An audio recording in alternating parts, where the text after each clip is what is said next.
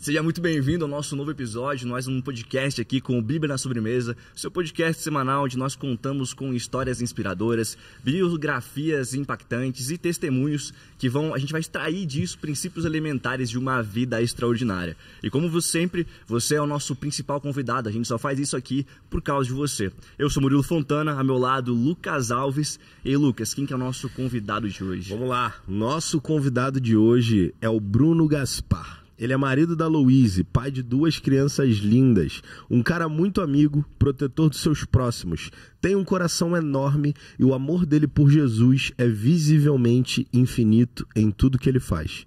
É pai, empreendedor, pastor, músico adorador e jogador de Warzone em suas horas vagas. E adora uma boa risada com seus verdadeiros amigos. A maior marca dele é hombridade, felicidade e temor a Deus. Seja muito bem-vindo ao Bíblia na Sobremesa, Bruno Gaspar. Muito obrigado. Bonito, hein?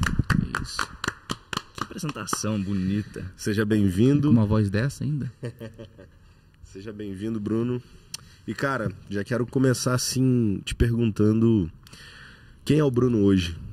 Quem é o Bruno hoje? Qual é o impacto que o Bruno causa no mundo hoje? O que você tem buscado para viver uma vida extraordinária? Bom, o Bruno hoje ele é uma soma de vários Brunos do passado, né? Essa é a verdade. Porque a nossa vida é como se fosse um muro, sabe? E nesse muro tem vários tijolinhos, certo? E você vai construindo sua vida. Tem tijolinhos ali que são pilares do meu muro, né? E que fizeram com que eu chegasse até que hoje e ser o cara que eu sou hoje, né? A minha característica, a minha personalidade, a minha emoção, como eu me relaciono com as pessoas. Cara, então eu sou soma desses Brunos do passado, né? Graças a Deus eu sempre tive uma caminhada com Cristo, né? Que é o principal. Então... E isso molda muito quem eu sou hoje. E eu nunca tive o desprazer de ter aquele momento fora da igreja. Quando eu digo fora da igreja, fora da comunhão, não igreja física, né? Sim. E eu já tentei. Inclusive tentei. Eu lembro que eu tinha meus 23 anos, 22 anos. Eu tava num dia mal, daí eu falei, quer saber, hoje eu vou tentar fazer tudo de errado. Eu não consegui. Lá no Rio, né, a gente falava que era o dia que você acorda convicto para pecar. Sabe aquele dia que você acorda assim, hoje eu vou pecar. E era esse dia mal aí, ó. Esse dia mal. Eu lembro que a gente foi num restaurante, que ele é um restaurante barra balada, eu fui com um amigo meu. E daí, o cara até me deu bebida de graça, porque eu falei que nunca tinha ido lá e tal. Enfim, pra você ter uma ideia, né? Mas nem assim rolou. Então... eu lembro que eu saí de casa, eu tava com uma dor no ombro, só pra você ter uma ideia. Eu tava com dor no ombro e eu taquei gelol, velho. Eu saí fedendo a gelol, sabe? Falei, fiz tudo errado. Então, não faz pouco, né? Mesmo se eu quisesse fazer alguma coisa, não ia dar certo. Então, é engraçado. Então, o temor de Deus me trouxe até onde eu estou hoje, né? O temor, ele é o princípio da sabedoria, diz lá em Provérbios, né? Então, isso é uma das chaves da minha vida. Essa é uma das chaves da minha vida que me trouxe até hoje o cara que eu sou, o que eu faço, como eu penso, como eu lido com as situações da vida. Claro, eu não sou um homem perfeito, né? Nesse sentido de como lidar com a vida, né? A gente está em constante aprendizado. Porém, eu construí na minha vida ferramentas e jeitos de levar a vida de um jeito que Deus ele quer que a gente leve, né? Então aí a vida começa a ser mais fácil a partir daí, né? Desafiadora, mas você tem ferramentas para lidar com o dia mal, por exemplo, com os problemas, enfim. Eu passei por muita coisa na minha vida, né? Depois a gente vai conversando aqui no podcast. Perfeito. Ô Bruno, cara, uma das maiores marcas que eu vejo em você, principalmente na conferência Marvel, eu percebi isso muito forte, é a autenticidade e honestidade, assim. Você não tenta parecer algo que você não é, e você é muito autêntico no seu modo de ser, assim. E durante todos esses anos de evangelho, qual que é a maior marca do evangelho que está presente em você, no seu ver? E o que é talvez o maior aprendizado durante todos esses anos, assim? Cara, ser autêntico é importantíssimo, porque eu poderia, por exemplo, copiar os pastores aqui da casa, né? Eu sou um dos pastores, mas eu poderia copiar eles, né? E não sou eu. Eu sempre fui contra... como eu canto também, eu sempre fui contra o sistema gospel, sabe? Sabe essa coisa aí? Sim. E eu sempre tive muito nojo disso. Então, isso nunca me apeteceu. Eu sempre olhava essas coisas, o que acontecia nesse mundo gospel, né? Que o pessoal começou a chamar e falou, putz, eu não quero ser esse cara, véio. Eu não quero ser de mentira, eu não quero tratar as pessoas mal no backstage e quando estiver lá em cima falando alguma coisa, fingir que eu sou gente boa, sou legal, né? Putz, aí eu sempre tento sair desse lugar, sempre. Claro, a gente, que nem eu falei, a gente é humano, certo? A gente tem que estar sempre atento no que a gente está fazendo, no como a gente trata as pessoas e tal. E autenticidade para mim é isso, né? Você ser o mesmo cara em todos os lugares, você ter teu jeito, que nem você falou, minha marca é alegria, minha marca... Eu sou brincalhão com você, eu sou brincalhão num púlpito, você até fala demais, né? Sim. Então, mas eu diria que uma marca minha, assim, uma delas é o temor. O temor é uma das marcas que é de mim mesmo, que Deus deu para mim. Eu não sei como, porque Deus, em algum momento da minha adolescência, sei lá, ou pré-adolescência, nos meus 10, 11 anos, eu senti algo, foi talvez eu digo que é onde foi minha conversão, né? Porque eu cresci na igreja, então, só que eu me converti, eu diria que nessa faixa de idade. Eu não lembro do dia, todo mundo fala que tem que lembrar, mas eu não lembro do dia específico. Que faixa de idade que era? Uns 10, 11 anos. Okay. Porque, imagine, cara, eu lembro, eu sempre tenho a sensação, e quando eu lembro disso, uma visão na minha mente, vem uma imagem de eu andando em frente a uma igreja lá em São Paulo, cara, de São Paulo, num bairro lá, e eu tinha, sei lá, meus 10 anos, talvez até menos, e eu tenho na minha mente que eu pensava que eu queria ter família um dia, com 11 anos, 10 anos. Qual moleque que pensa isso, velho? Então, assim, eu sou muito doido, Deus colocou isso dentro de mim, né? Sim. Então, porque assim, cara, Deus me guardou demais, de um jeito que eu não sei explicar. Então, eu acho que talvez uma das explicações é esse temor que veio nesse momento. E eu entendi que era um caminho que eu precisava trilhar, né? E aí assim, ó, hoje você tem... Todos os seus irmãos que, pelo menos eu conheço, hoje estão na igreja, estão firmes com Jesus, têm as próprias famílias, né? Estão aqui. E da onde veio isso, cara? Assim, como é que eram teus pais? Como é que eram vocês em casa? Vocês foram apresentados para Jesus muito cedo. Você lembra dos seus pais falando de Jesus para vocês? Porque, cara, vocês, assim, são uma exceção do Brasil, irmão. É engraçado, né? Vocês são uma exceção do Brasil, entende?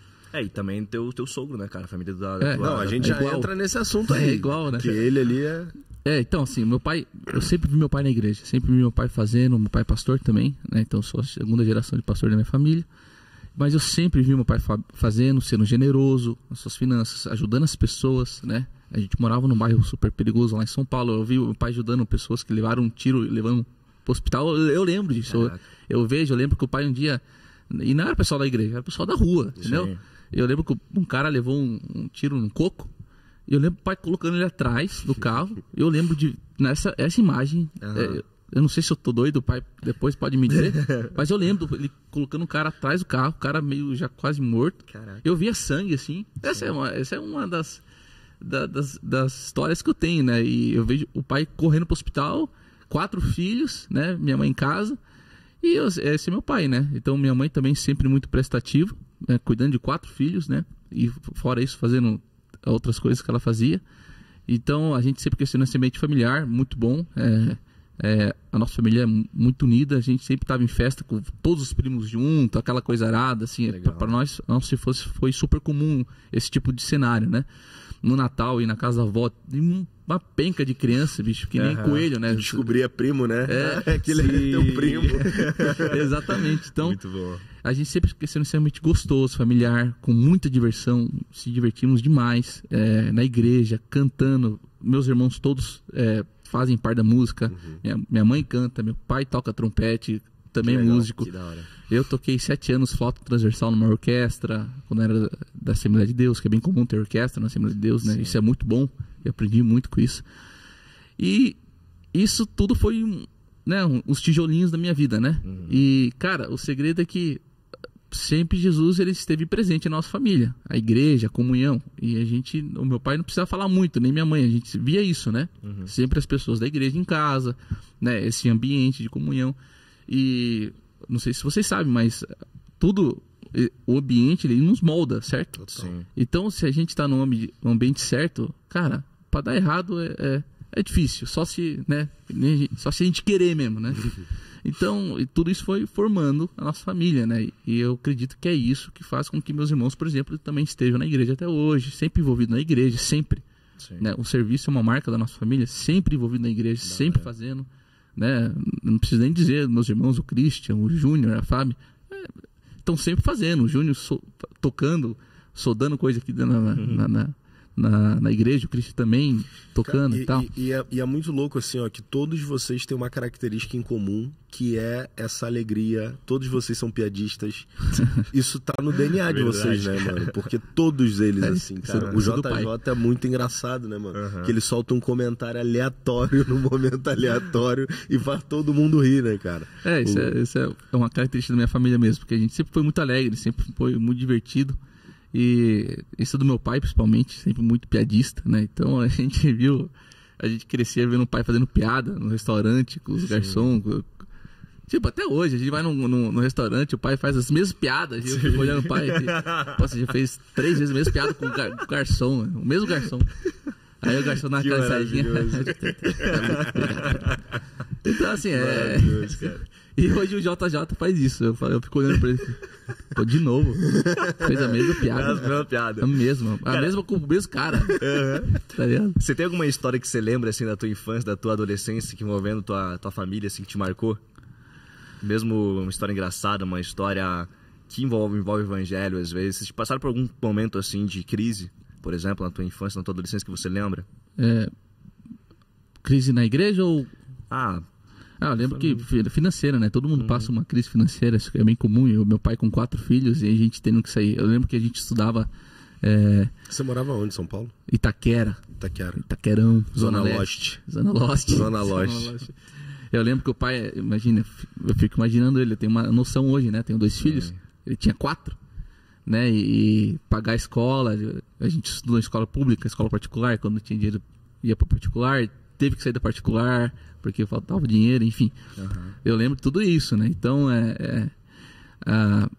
eu imagino que ter 4 filhos e sustentar eles não deve ser algo muito simples, né? Então, eu lembro que o meu pai, uma época foi demitido, ele ficou bem mal, assim, ficou bem, a emoção dele pegou bastante, né?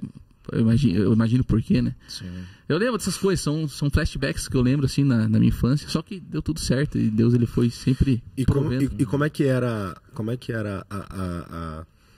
o comportamento dele durante esses momentos, assim? Ele continuava sendo alegre? Você sabia que seu pai estava passando por um momento difícil? Porque, por exemplo, eu lembro que o meu pai, ele é um cara muito fechado, assim, né? Então, tipo, ele não gosta de transparecer para os outros quando as coisas estão saindo do controle dele.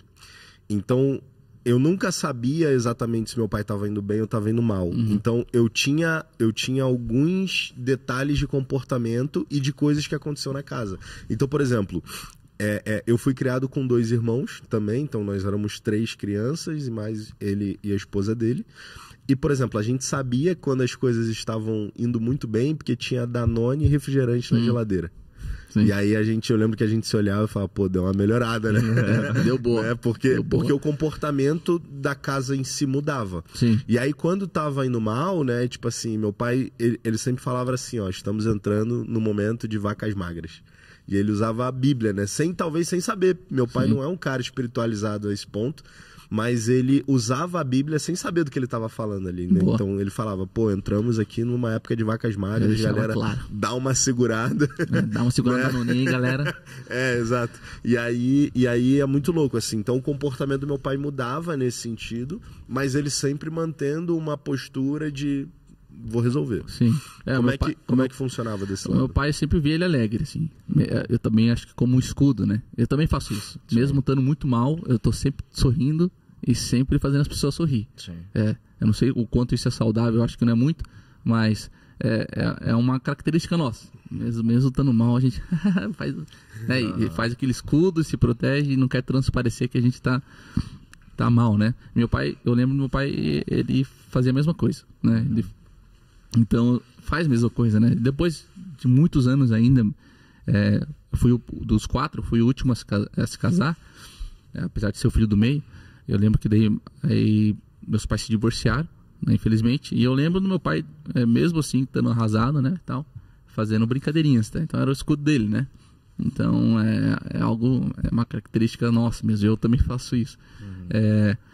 Mas você já dá pra saber, não, tá tudo bem, você já percebe, né? Então eu conseguia perceber isso em casa.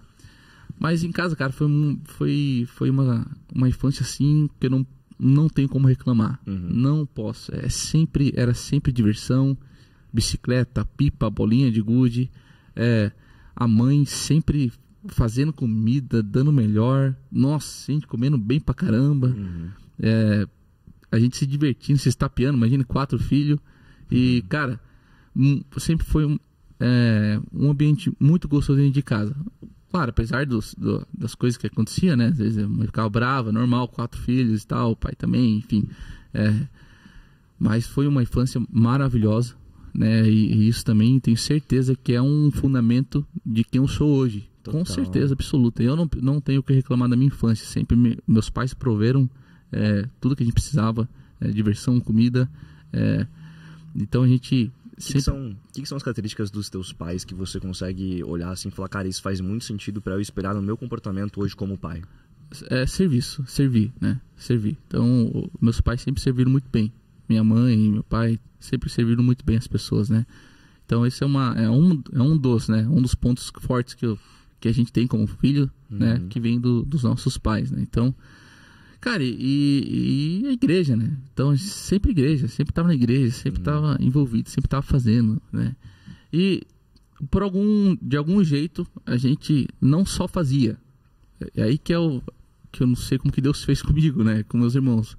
Mas a gente fazia entendendo o que a gente estava fazendo. Não, então a gente tá agora fazendo para Jesus, a gente está fazendo para Deus. Legal. Isso aqui é para o reino de Deus. E aí tinha um nível de seriedade a mais, né? Você tinha uma clareza, assim. Mas eu não sei, isso desde pequeno, isso falando de mim, né? Eu não sei como que... É o temor, né? Eu não sei como que isso entrou exatamente no meu coração, nos meus pensamentos, a mente de Cristo, né? Eu falo, não, eu não estou fazendo por mim mesmo, eu não estou fazendo para mostrar para as pessoas, estou fazendo para o reino de Deus, né? Para o reino avançar. E isso sempre foi, assim... muito claro, né? Muito claro. Então isso ajudou muita gente. Né? E aí, ô Bruno, como é que entra a Louise na tua vida? Como é que você se torna genro do Arno? Como é que acontece esse movimento? Antes de partir para essa pergunta, eu queria até voltar um pouquinho para entender melhor como é que foi teu histórico de conversão, assim. Você comentou sobre o dia que você se converteu ali nos 10, 11 anos, mais ou menos, mas você passou muito por cima. Eu acho que dá para aprofundar um pouquinho mais para gente entender como é que aconteceu esse dia, o que aconteceu nesse dia, por que você se converteu nesse dia? Eu lembro que com uns 10 anos, eu lembro que eu tive uma experiência com o Espírito Santo e tal, e falar língua estranha e tal. E para mim sempre estar envolvido na música sempre foi uma chave para mim também, né? Então eu sempre tive muito temor, e quando eu sempre fui muito emotivo também, sempre cantava, chorava, né? E eu entendi que não, Deus ele quer algo de mim, Deus ele quer, ele criou um caminho para mim, né? Meu ministério e tal, eu preciso seguir nisso, isso é sério, isso tem valor, isso vale a pena. E eu sei que de algum jeito eu tinha um sentimento que com Jesus eu não ia sair perdendo, né? E a gente não sai mesmo, né? Com Jesus a gente não sai perdendo. Pode ser aos nossos olhos sair perdendo, mas na verdade a gente não sai perdendo nunca, né? E eu continuei a trilhar nesse caminho. Eu fui criando essa minha fundação, onde eu tinha temor suficiente para entender o que eu estava fazendo e para quem que eu estava fazendo, né? Então eu sempre fui um adolescente diferenciado do resto, no sentido de entender o meu lugar no reino de Deus. Sempre fui. Eu lembro que na minha adolescência eu não era convidado para os aniversários de 15 anos. Não existe mais hoje, né? Mas eu não era porque... Sabe o que eles pensavam? Dentro da igreja isso. Dentro da igreja. Eles pensavam, não, eu não vou convidar o Bruno porque ele é muito crente. Sério? Porque a gente vai dançar a música do Creu aqui, vai ter bebida, essa mulher não pode beber, então vai ter bebida. Ele não vai se sentir confortável, realmente, não ia mesmo. Então eles nem me convidavam. Então eles já viam, não, isso aí ele não é da nossa trupe, isso aí eles te separavam, né? Tipo, eles te separavam. Eles já me separavam, né? Eu e meus irmãos, né? Então a gente não tava naquele meio, né? Então, cara, perceba, que doido. E eu lembro que eu ficava, nossa, por que não me convida? Eu falei, depois eu entendi. Não, porque eu tô vivendo um nível de seriedade diferente, né? Então, era isso mesmo. Então eu entendi que, não, entendi, Deus, obrigado. Então, e até com mulheres também, eu nunca fui esse cara de, que fica comigo, nunca. Eu sempre, primeiro porque eu sempre fui muito seguro com as mulheres, né? Pessoalmente, né? E eu entendia que eu não podia mexer. Olha o que eu pensava, cara, já desde cedo. Eu não podia mexer com o sentimento de alguém, a não ser que eu fosse querer algo sério com ela. Perfeito. Isso era, mano, eu era um pré-adolescente, pensava assim, entendeu? Então, sinistro. Tudo isso aqui é só só denuncia onde estava meu coração, a minha intenção e tal, né? O que eu ia fazer e tal. E a gente sempre, nossa, o Júnior pode dizer, a gente fazia célula e ia tocar violão na praça, sábado do pastel, enfim. A gente fazia um monte de coisa, no ônibus, pegava biarticulado, que vocês não são daqui, né? O ônibus que tem a sanfona lá. Sim. A gente ficava cantando lá no meio, lá pro centro, e ficava cantando. Aqui em Curitiba pode falar no ônibus? Agora pode, não sei se, naquela época podia, não sei se mudaram ali. Claro que ninguém gostava, né? Ficava todo mundo. Por que esses caras tão. Certeza que não são de Curitiba. Mas, cara, então não foi uma experiência, tipo, específica, foi um processo, né? Foi um processo, eu fui percebendo esse processo na minha vida, né? Legal. Então, isso moldou com certeza quem eu sou hoje, né? Com certeza. Agora a gente pode entrar na pergunta de como é que foi o processo de conhecer a Luísa, se tornar... porque daí você veio pra Curitiba, você conheceu ela aqui, né? Conheci ela aqui. Então, vocês vieram pra Curitiba tinha 11 quando? anos. 11 anos. Logo então, depois a tua conversão foi aqui. Pentacampeão, logo depois. Imagine que delícia, cara. Viu? Você que é, sei lá, dos anos 2000, tenho pena de você. Não viu, Murilo. O Murilo não viu o pentacampeonato. Não viu. Rapaz do céu, Murilão. Não, então, aí você se muda pra Curitiba, a tua conversão então acontece aqui, né? Nessa idade. Basicamente, eu entendo que é entre São Paulo e Curitiba, assim, né? Tá. Mas aí vem pra cá, a gente começa também a nossa vida aqui, ativamente na igreja, onde depois aí que eu entro na orquestra, né? Faz aula de flauta doce, depois eu entro na orquestra, toco flauta transversal. E aí começa a história, né? Beleza. E aí, em que momento tu olha pra Luísa e tu entende que essa era a mulher da tua vida? Você encontra ela, né? Bom, eu fiquei então eu fiquei na Assembleia de Deus até mais ou menos meus 22 anos e já comecei daí depois a explorar outras igrejas, né? Só que isso pra mim foi muito difícil, porque na Assembleia existe, pra mim existe aquele peso, que você tá saindo da igreja, né? Você tá indo, como assim você tá indo pra outra igreja? Sim. Né? Meus pais não eram muito a favor disso, né? E foi mais ou menos nessa idade, uns 22 anos, eu acredito. E daí eu fui me aventurar na Menonita, que era perto de casa. Fiquei um tempo lá, mas também ao mesmo tempo fiz teste na igreja do cinema, certo? Pra entrar na banda. Essa foi do jeito que eu entrei na igreja do cinema. Porque eu tinha ido no culto, eu fazia acho que uns 6 meses que a igreja do cinema tava aberta. E eu tinha ido no culto, falei, putz, que massa os caras tocando assim, né, velho? Que da hora e tal. Putz. 6 meses, tu disse lá no 10 anos atrás. 10 anos atrás, 6 meses depois de abrir aí aí eu entrei, né? Então eu entrei basicamente no começo. Daí eu fiz o teste com o Léo, inclusive, no mesmo dia. Legal. E daí, aí começou, né? Daí eu comecei a me envolver mais com o pessoal da aba, porque a Inky tinha uma ligação forte com a aba na época, né? Então daí foi aí que eu conheci a Luísa. Eu vi uma loirinha ali, na aba e na igreja de cinema, ela ia também na igreja de cinema, né? Porque às vezes parecia lá. Eu falei, nossa, rapaz do céu. E eu nem sabia quem era Arno, eu nem sabia o que ele fez, o que ele fundou, não sabia mesmo. Sim. E ainda bem que eu não sabia, porque às vezes me deu coragem. Exatamente. Depois eu soube. Aonde você estava se enfiando?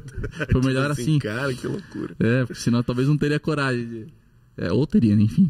E daí eu lembro que eu vi ela e com a Luísa, como eu falei anteriormente, eu nunca fui muito seguro com as mulheres, mas com a Luísa foi diferente. Eu olhei pra ela e falei, nossa, essa é a mulher da minha vida. Essa é a mulher da minha vida. A primeira impressão que você teve? Essa mulher essa vai ser a mãe dos meus filhos. E com ela fui super seguro. E com ela eu sempre fui muito doido, assim. Eu sempre cheguei na lata né? E daquele jeito e deu certo. Falava, ó, você vai casar comigo e tal. Ela ficava super vermelha. A Luísa hoje não é tímida, mas ela era tímida, assim. E daí eu lembro que foi todo esse processo. Eu vi ela na aba, falei, comecei a me relacionar com ela e tal. E engraçado, tem uma história engraçada que um dia me colocaram num grupo, né? Que era um pessoal que também era em Quinaba, certo? E colocaram o Bruno errado nesse grupo. E a Luísa estava nesse grupo. Colocaram eu, era pra colocar outro Bruno. Sim. Eu vi que me colocaram e tinha o número dela, peguei e já copiei antes que me tirassem. Né? E daí, no fim não me tiraram do grupo. Beleza, aí eu fui pro rolê, ela tava lá. E daí começou a história, né? Toda aquela corte e tal, flerte. E comecei a me relacionar com ela, conversar com ela. Sempre, né? Eu tomando a iniciativa, obviamente. Ela nunca veio falar comigo. E tá certo, eu acho que tem que ser assim mesmo, tem que ser o homem. E daí começou a nossa história. Eu lembro que ela tava... Tinha outro rapaz que gostava dela. Enfim, daí eu... Putz... E ela nunca falou que gostava de mim. Eu falava com ela e eu ficava naquela neblina. Eu falei, será que ela gosta de mim? Será que ela é super reservada e tal? E eu sempre falando, sempre eu, o cara que mandava mensagem, ela só respondia, né? Só rebatia a mensagem, mas aí eu não sabia, né? Enfim, daí passou um tempo, né, de relacionamento, eu falei, vou tentar, mano, fazer um... Aí foi bem doido, fiz um vídeo de pedir namoro, tem mais de 1 milhão de views. Que é tá na internet. Tá na internet, eu vou mostrar pra vocês depois. Que doido, mano. Você publicou onde? No YouTube? Na época tava no Facebook, sabe? Um cara pegou esse vídeo entregava muito, mano. O cara pegou esse meu vídeo e colocou no canal dele, ganhou várias visualizações. Que loucura, mano. E daí eu fiz esse conhece vídeo. O cara? Não, ele só pegou um vídeo. O cara meu, só hypou. de mim. Enfim, daí eu criei todo um cenário, um vídeo assim, um roteiro. Aí fiz umas paradas lá, daí chamei o pessoal lá em casa e tal. Depois eu mostro pra vocês. Aí, cara, aí de repente eu chego assim, a gente chama a galera pra fazer um filme, ver um filme em casa. Só que esse filme é um vídeo editado que eu já tinha feito pra ela. Entendeu? E daí eu pego no final do vídeo, eu chego ao vivo com um buquê e tal. E daí ela fica me olhando assim, ela fica me olhando uns 3 minutos. E eu com um buquê de flores na frente dela. E aquele monte de gente atrás dela. E ela ficou me olhando. Eu falei, putz, deu zebra. Daí ela não fala nada, só pega e me puxa pro lado. E dela disse sim, daquele jeito tímido dela. E não me dá um beijo. A gente só foi dar um beijo depois de 2 semanas de namoro. Não quis me dar um beijo. E daí começa a nossa história, né? Daí eu fui conhecer o Arno. Daí ele nem sabia quem eu era. Sim. Daí eu fui lá. Na verdade, sim, antes de eu pedir ela em namoro, eu pedi pro Arno. Só que eu peguei o telefone dele, não sei como.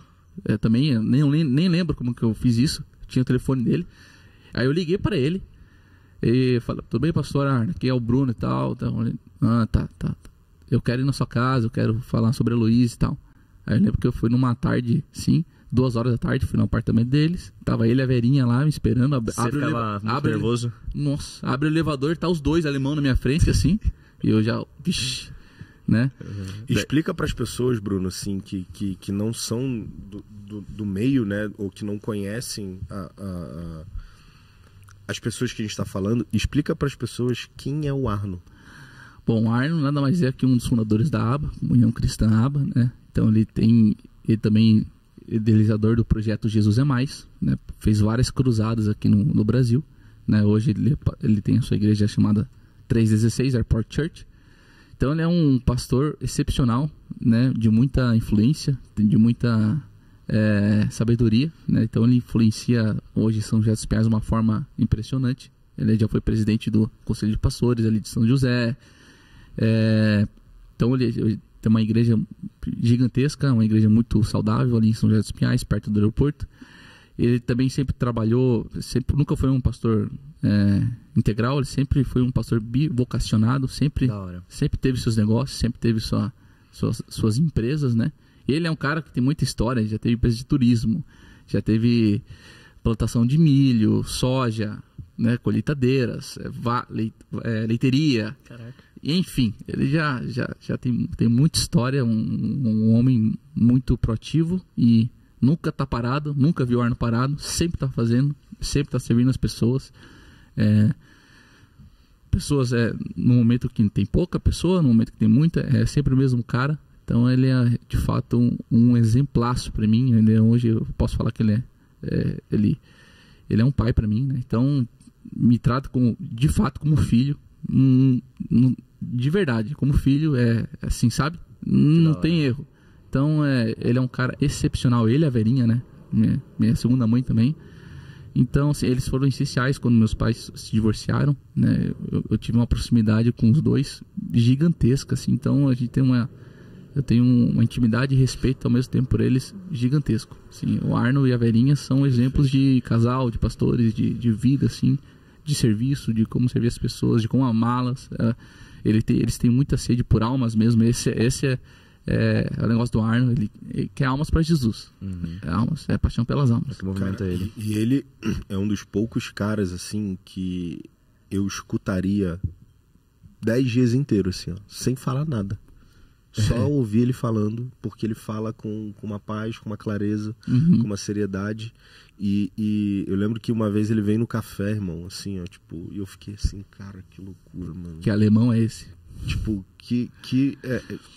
é precioso o tempo com ele, assim, sabe? Precioso. Tipo, e, bom, você que tá vendo esse podcast e quer saber mais e aprofundar mais sobre quem é o Arno Pauls, a importância desse homem na Terra, no final desse vídeo, desse podcast, vai ter um card em que você vai clicar e você vai direto pro vídeo dele, porque o Cal já entrevistou ele aqui no Bíblia na Mesa, ele já participou do nosso podcast, né, com o Cal Dietz. Então, no final desse podcast, fica até o final, lá vai ter um card para você clicar e assistir um pouco da história, do testemunho de vida do Arno Pauls, tá bom? Muito bom. Muito Continua a história lá, que você tava saindo do elevador, deu de cara com os dois. Então, aí já abriu o elevador, sim, né? Então, dei de cara com a Verinha, com o Arno, falei, meu Deus do céu, o que eu tô fazendo aqui? Saí lá da Zona Leste, tô aqui no centro de Curitiba, um apartamento lindíssimo. Falei, meu Deus, acho que isso é muita areia. E a Luísa não sabia? Não, é muita areia pro meu caminhãozinho assim, né? Vamos lá. Aí me sentou lá e tal, daí antes dele perguntar, já fui falando, não sei o que, eu sou virgem e tal, vou casar, não sei o que. Antes dele perguntar, já fui falando, já fui falando minha história. Tô nervoso não, tô nervoso não. Tô nervoso não. Aí chega uma hora da conversa, Verinha, pega um copo de água pro rapaz que ele tá com a boca seca. Pegou? Que engraçado, Tomei. cara. Aí, enfim, vai, papo vem, papo vai, ele fala, não, então agora você tem permissão pra abordar minha filha, né? Então, eu fiz questão de perguntar pra eles primeiro, porque eu entendo que deve ser assim, né? Afinal de contas, hoje eu sou casado com ela e cara, ele deixou me relacionar com a filha dele, né? Um bem precioso dele, né? Então tem que ser assim. Então eu fiz questão de ir lá, ele não sabia que eu era direito e me recebeu muito bem e tal, me permitiu. E daí depois eu fui saber se a Luísa ia querer ou não, né? Eu nem sabia se ela queria ou não. Daí eu fiz todo aquele vídeo que eu vou mostrar pra vocês depois do podcast. Vou tentar achar o link pra deixar aqui no... Boa, o pessoal assistir também. É muito massa, mano. É muito massa. É muito massa. Vamos dar view pro canal do cara. É massa ver os comentários, cara, da mulherada. Porque a Luísa ela demorou pra responder, certo? Sim.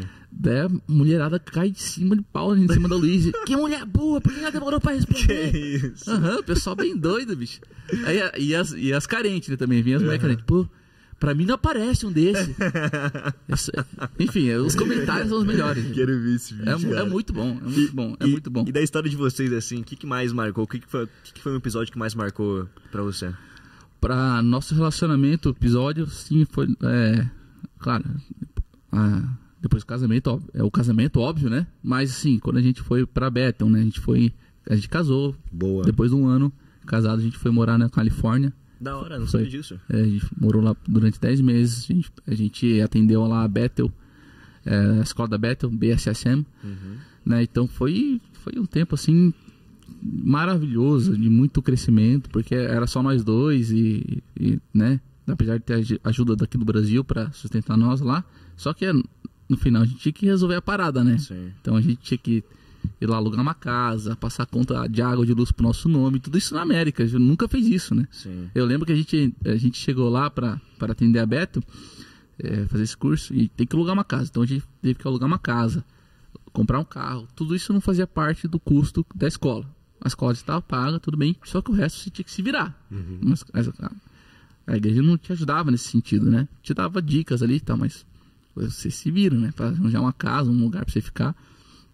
Eu lembro que a gente chegava na imobiliária, a gente chegou numa imobiliária lá pra fazer a application, que eles falam, pra você tem que fazer a application, depois os caras vê se te ligam ou não. E a mulher ficou falando um monte, assim, ó, na minha frente, assim. E a Luísa parada, né? E eu falando, ok. E você já falava inglês na época? Não como eu falo hoje, né? Eu aprendi inglês, eu nunca fiz aula de inglês. Fui sozinho, através de músicas, jogos, seriados, enfim. E a mulher falando e eu, ok. Aí beleza, a gente saiu da imobiliária, daí a Luísa já falava inglês, né? Daí, só que ela tava confiando em mim ali, né? E daí ela falou, olhou pra mim assim, depois saiu. E aí, você entendeu o que a mulher disse? O que ela falou? Não entendi nada. Pô, vamos pra próxima. Cara, entendeu? Que foi uma loucura, assim. Vixe, no final deu certo, a gente conseguiu alugar uma casa, compramos um carro, passei o carro pro meu nome, fui lá no DMV, que é o tipo Detran deles. Sim. Cara, loucura, a gente fez tudo na cara e na coragem, alugamos uma casa, enfim. Que massa. E como é que foi essa experiência, assim, cara? Vocês tiveram... eu acredito que nesse momento de imersão numa igreja em que eles vivem muitas coisas com o Espírito Santo, é um ambiente muito propício, né? Eu acredito muito que, assim, ambientes propícios para acontecerem essas coisas, né? É muito comum você ver milagres, você ver cura, Sim. você ver manifestações divinas, assim. Você tem histórias de experiências de fato, assim, com o Espírito Santo, de coisas que aconteceram. Eu fui curado, né? Eu tinha um problema no meu quadril, que eu fiz uma cirurgia antes de conhecer a Luísa. Não, no namoro, eu tava namorando com a Luísa, eu tive que tirar meu fêmur do lugar, né? Eu tive que fazer uma cirurgia na cabeça femoral do meu osso aqui. Caraca. E aí ele raspou o osso, raspou meu quadril e botou meu fêmur de novo no quadril, né? Eu lembro que eu sofri demais com essa cirurgia, minha perna ficou gigantesca, assim. Imagina. Chorava demais de dor. E eu não conseguia abrir minhas pernas, porque eu tô sentado aqui, quando você abre as pernas assim, doía muito aqui, essa parte do quadril aqui do lado, sabe? Doía muito. Aí eu tive essa cirurgia. E doía ainda depois, né? Eu lembro que eu tava no culto lá na Bethel, e o culto, eu tava na Bethel, e a pregação tava sendo uma pregação online, gravada, né? Na verdade, gravada no telão. E eu fui curado. Veio uma menina orar por mim, e... eu lembro que ela orou, eu mexi minhas pernas assim, eu olhei pra Luísa, comecei a chorar, daí ela já sacou, e eu tava conseguindo abrir minhas pernas assim, sem dor e tal. Deus me curou do meu quadril naquele dia, foi uma experiência assim, espetacular. E na minha vida, eu passei por muitas coisas na minha saúde, assim, muita. Eu senti muita dor, eu já fui internado 2 vezes porque pensaram que eu tinha câncer. Eu já passei vários BO, assim, que me deixavam irado, assim, triste, pra baixo, assim, sabe? Mas sempre Deus me confortou, me deu força pra passar. Mas passei por muita coisa que eu não imaginava que ia passar. Muita coisa, assim, na minha saúde mesmo, né? Então, a última delas foi pra UTI, acho que 2 anos atrás, em janeiro. Eu comecei a perder todos os movimentos do meu corpo, do meu braço, das minhas mãos. Muita dor, né? Cheguei todo atrofiado no hospital. Me internaram e pensavam que eu tinha uma síndrome de Guillain-Barré. Caraca. Que essa síndrome, em 7 dias, você morre, assim. Teus músculos, eles atrofiam, param de funcionar, e por último os órgãos, né? Ela vai atacando e daí você para de respirar, enfim. E pensaram que eu tava com isso a princípio. Eu lembro disso. Eu já tava na igreja. Fiquei internado e tal. Cara, foi horrível. Minha esposa tava grávida da Lisa ainda. Nossa. Enfim, passei por vários desafios e só com Jesus mesmo. Não tem como passar por essas coisas sem Jesus e sem uma mulher que está fundamentada em Cristo. Porque, imagine, ela poderia ficar também doida, né? Meu Deus, não, ela ficou tranquila na medida do possível, entendendo o que Deus estava fazendo, né? Descobriram o que que era? Não descobriram, mas eu acredito e sempre quero acreditar que Deus me curou, né? E tiraram um líquido da minha espinha, não conseguiram achar o indício da síndrome, né? Mas foi um período bem complicado. Por que eu tô falando isso? Sobre a Bethel, a experiência que você teve então lá. Então eu fui curado na minha saúde, então, foi bem gostoso. E o que a gente lá também a gente construiu amizades para a vida inteira, que a gente tem até hoje, 2 casais principalmente, que é o Lennon e a Ju, são pastores da Igreja AME lá em Joinville, a Bela e o Luiz, que estão ativamente participando ali da Alcance, também tem seu ministério. Então, Cara, até hoje a gente se relaciona com eles, né? Então, aquele momento na Bethel foi sensacional. Pra mim, como músico, ver os caras tocando lá ao vivo. Putz, cara, encontrar os caras no mercado, assim, da Bethel. Era muito, porque a cidade é muito pequena, né? O Reading é pequeno. Então, pra nós foi muito gostoso mesmo. Então, assim, a realidade do evangelho que eles vivem, a maior parte a gente já vivia. Então não foi um choque pra nós. Eu percebia que era um choque pra muita gente, assim. Nossa, eu sou filho de Deus, identidade e tal. A gente já sabia tudo isso, graças a Deus. É algo que a gente já vivia aqui na Inc, né? Sim. Então, claro que a gente aprendeu coisas novas lá, óbvio. Mas esse entendimento, até para os nossos amigos, foi mais impactante do que para nós, né? Esses casais de amigos, né? Porque a gente já vivia a maior parte daquilo, né? Mas eu via, cara, via milagres acontecendo. Eu via o cara que... Tinha um cara que não podia comer amendoim lá, que ele tinha alergia, ele podia morrer, né? Ele pegou, comeu amendoim na frente de todo mundo lá. Desculpa. Enfim, cara, várias coisas. Eu lembro... E qual foram os teus maiores aprendizados lá? Cara, assim, o maior aprendizado, primeiro, é você entregar a tua dependência para Deus, assim, nos aprendizados, porque você tá sozinho, certo? Você tá lá, você tá num país estrangeiro, você não é a tua língua, você tem que, apesar de ter brasileiros perto, mas cara, você precisa confiar que vai dar certo, né? Então, esse foi um dos aprendizados. E sobre Deus, cara, Deus, ele é real, ele tá disponível, e a gente só precisa colocar em prática tudo que a gente sabe. Nada é simples, e acreditar nisso com tudo que a gente tem dentro do nosso coração, né? E entender que Deus, ele faz milagres hoje, ele toca as pessoas, ele faz as coisas acontecer, ele fala com você, e daí isso ficou é muito forte. Então a gente voltou com uma convicção maior nisso, né? Então Deus, ele cura, Deus, ele faz. Então, declaração, né, o poder das nossas palavras, orações específicas, né, dando comando específico e tal. E Deus, ele cura. Deus, ele cura. Usou a gente lá para orar e curar e tal. A gente fazia dinâmicas proféticas e de palavras de conhecimento. Então, Deus, ele fala. Então, foi muito especial. Cara, uma coisa que eu aprendi muito cedo é que num ambiente profético, quando você está num ambiente preparado para isso acontecer, então no ambiente profético, palavras se tornam decretos. Então, você tem que tomar muito cuidado com o que você profere dentro desses ambientes, né? Então é por isso que é muito importante você ter uma igreja, para que você, não que isso não funcione dentro da tua casa, mas, cara, o ambiente é preparado para isso. É um ambiente que as pessoas já estão ansiando por isso. Sim. Né? Então, por isso que você vê com muita facilidade, por exemplo, numa Bethel da vida, a própria igreja no cinema vive essa realidade. As palavras que você profere ali dentro viram decretos. E as coisas vão se cumprindo, vão acontecendo. Né? Então, você tem que tomar muito cuidado com as coisas que são determinadas e que você fala em nome sério, de Jesus. Né? Exatamente. Essa é uma seriedade que a gente, graças a Deus, a gente tem, né? A gente precisa ter. Entendendo que a gente move o mundo espiritual. Né? Então, a gente declara sobre coisas que não existem como se existissem. Né? Cara, isso é muito sério. Esse é um poder que Deus deu para nós, é gigantesco. Então, se acreditar nisso e praticar isso, aí as coisas começam a acontecer, você começa a ver com mais clareza como que Deus trabalha e tal. Porque assim, a Bíblia diz que se a gente não pratica a verdade, não pratica a palavra, a gente é como aquele homem que se olha no espelho e logo se esquece da sua face. Isso é fato. Não sei se vocês entendem isso, mas ou já sentiram isso. Quando você está de alguma forma afastado da comunhão, daquilo que te move, dos teus princípios, do fundamento, você começa a pensar diferente daquilo que é verdade. Não é doido isso? Sim. E quando a gente não pratica, a gente começa a se tornar cético das coisas. A gente já acha que Deus não vai fazer isso aí, não. Eu acho que isso aí é muita coisa. Isso é bobeira.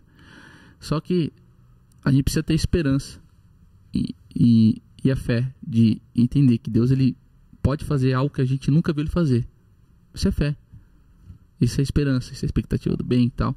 Isso é muito bom, porque imagine, cara, você ter... Putz, eu tô preparado para ver Deus fazer o que eu nunca vi ele fazer na minha frente. Só que você nunca viu, só que ele pode fazer, e ele faz, né? Sim. E isso é essencial na nossa vida cristã, é crucial. A gente precisa ter essa noção, e a gente precisa permanecer nele. E a Bíblia fala que se a gente permanecer nele, ele vai permanecer em nós. Deus, ele é como se fosse, imagina uma árvore, assim, a gente tem que estar entruxado nessa árvore, assim, um galho direto na raiz. Se a gente sai dessa raiz, não vai existir vida para nós. É assim como se tira o peixe da água, ele acaba morrendo. Assim, a nossa vida sem Deus, assim, a nossa vida sem Jesus, sem viver os princípios, sem estar na comunhão dos santos. Isso é importantíssimo. Então, tudo isso a gente viveu com mais clareza lá. Foi muito gostoso mesmo. A gente, vários milagres, por exemplo, financeiros também. A gente estava bem no perrengue lá e de repente, na nossa casa, aparece um envelope assim, ó, entrou dentro da porta assim, de casa. Sério? $100. Caraca. E a gente tá precisando de dinheiro naquela semana, cara. E a gente abre a porta, não tem ninguém. Óbvio que foi alguém lá que deixou lá, né? Ou talvez o nosso grupo, nosso revival group, não sei. Mas, cara, sabe? Tipo, Sim. meu, que loucura. Um dos outros milagres também que aconteceu lá, a gente chegou lá, a gente comprou um carro, né? Então, eu cheguei lá, a gente precisava comprar um carro, porque era necessário para nós, né? E a gente não tava com dinheiro. E quando eu cheguei lá, eu recebi um e-mail do banco, que eu tinha um consórcio que eu tinha desistido uns anos atrás, e acabou o grupo. Eles me pagaram o valor que tinha acabado o grupo, né? Claro, deduzindo as multas e tudo. Cara, era 10 conto na época. Comprei esse carro, comprei um Honda Civic 2000, não sei o que lá. Paguei $1.000 nele. Nossa, Estados Unidos também ajuda, né? E daí, só que, cara, aí começa a ver, ó, comprei ele. Aí depois de 40 minutos, dá superaquecimento, tá? O problema na junta do cabeçote. Nossa. 40 minutos depois. Não, isso aí eu fui descobrir depois, cara. Né? Aí esquentava, eu vi que esquentava, cara. E ele era automático, ele travava o carro, né? E daí travou o carro no meio de uma avenida lá. E eu, Luiz, o que a gente vai fazer, mano? Eu parei num estacionamento, não sei e tal. Aí eu já saquei que tinha que esperar um pouco e eu podia continuar a viagem, beleza. Daí ele destravava. Só que passava 20, 30 minutos e travava de novo, que superaquecia. E eu lembro que isso a gente estava em São Francisco. Então São Francisco é 3 horas de Redding, certo? A gente precisava ir para Redding. Então era 3 horas de viagem. E começamos a nossa viagem.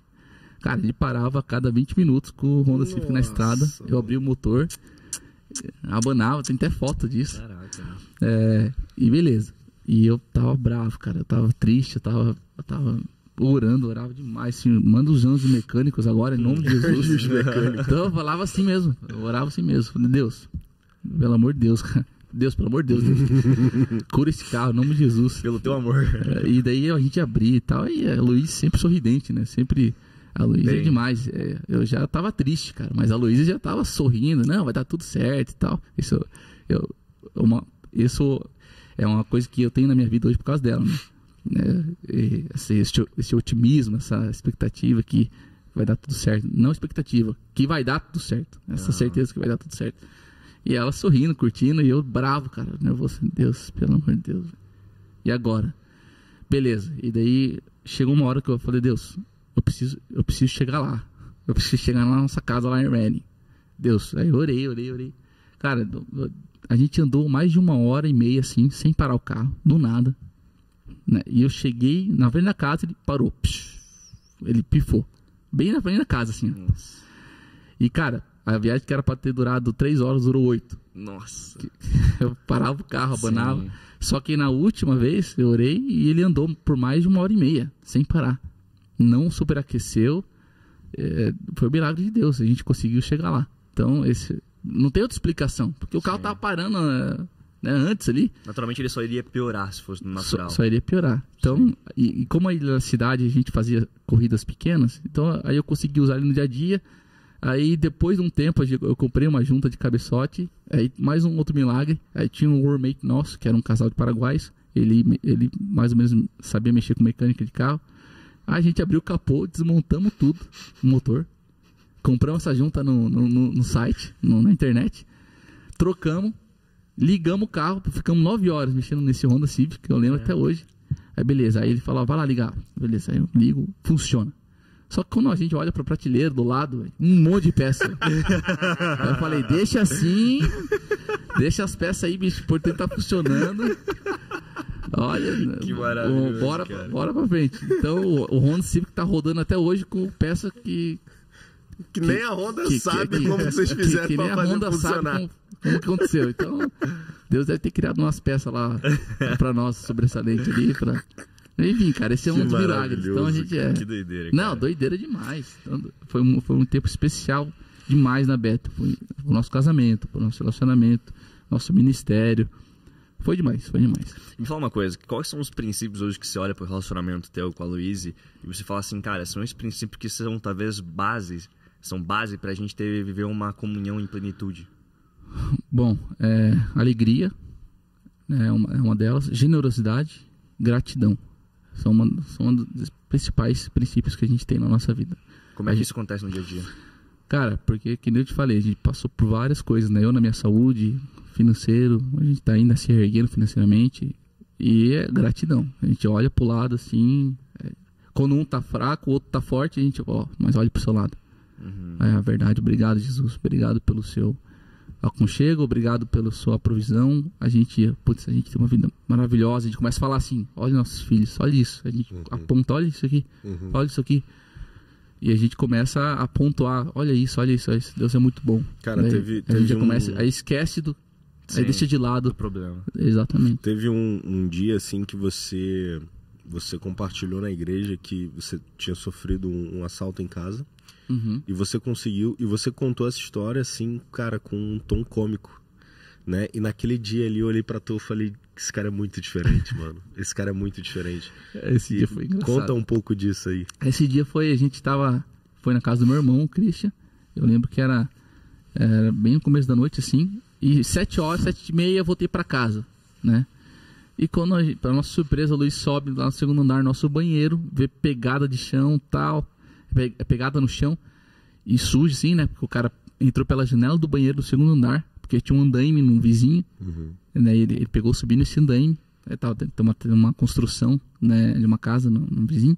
Ele subiu nesse andaime e entrou pela janela do banheiro que estava aberta. É uma janela bem pequenininha, ele conseguiu. Aí ela deu um grito, Bruno, entrou alguém aqui. Daí a gente já começou a olhar para as coisas, aí já percebeu, foi MacBook, foi Xbox, foi... Aí eu comecei a brincar, né? Que foi roupa, foi estrogonofe da geladeira. O cara até pegou meu estrogonofe, bicho. Beleza, pega o Mac, pega o Xbox, mas não rouba meu estrogonofe. Minha carne de primeira cortadinha lá, bicho, sacanagem. A gente foi percebendo nos dias do que ele pegou, né? Ele pegou um monte de coisa, né? Só que a gente se olhou assim e falei, é isso aí, graças a Deus, porque eu agradeço a Deus porque a gente não tava aqui. Porque ou ia morrer ou o cara ia ser morto, né? Porque imagine se ele entra de casa, 7h30 da noite. Eu tenho 2 crianças em casa e uma mulher. Cara, o que você vai fazer, velho? Eu vou sair na mão com esse cara, mano. Ou ele tá armado, sei lá.